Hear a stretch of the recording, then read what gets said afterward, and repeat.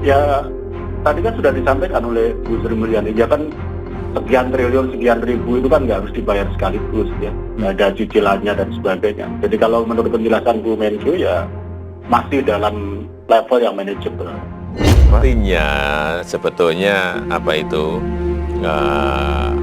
asal pengelolaan pinjaman itu di manage, dikelola dengan baik, saya kira nggak ada masalah. Asal pinjaman utang itu dipakai untuk hal yang produktif, yang memberikan return yang baik kepada negara.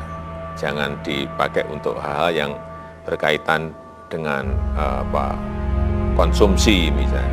Kalau untuk hal yang berkaitan. Ini pemerintah menargetkan agar penarikan utang itu jauh lebih rendah ya dibandingkan tahun lalu, karena kalau kita lihat dari timeline pemulihan ekonomi di tahun ini diharapkan itu aktivitas ekonomi jauh lebih bergeliat dibandingkan tahun lalu, sehingga kebutuhan untuk kemudian belanja untuk stimulasi ekonomi itu jauh lebih sedikit.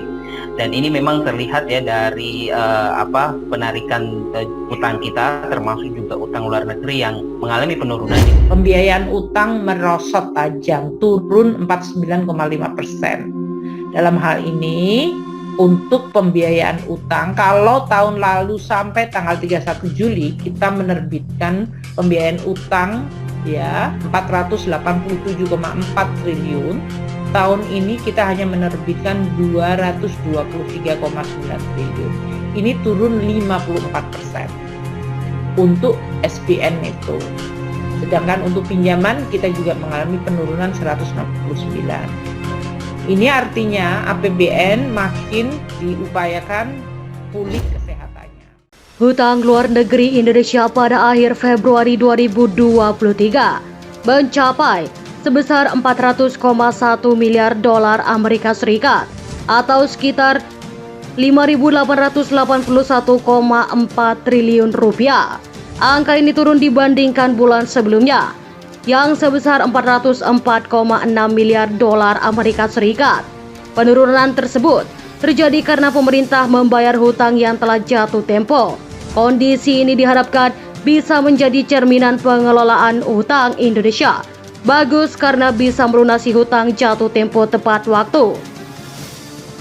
Direktur Eksekutif Kepala Departemen Komunikasi Erwin Haryono mengungkapkan pemerintah tetap berkomitmen menjaga kredibilitas dengan memenuhi kewajiban pembayaran pokok dan bunga hutang secara tepat waktu serta mengelola ULM secara hati-hati, kredibel dan akuntabel. Kemampuan membayar hutang ini akan menjadi kepercayaan investor. Hal ini dibuktikan dengan aliran modal asing semakin deras masuk ke Indonesia. Selama pekan ini baik yang masuk ke pasar surat berharga negara atau SBN maupun yang ke pasar saham. Hal ini mendorong penguatan rupiah terhadap dolar Amerika Serikat hingga merebus level di bawah 14.700 per dolar Amerika Serikat.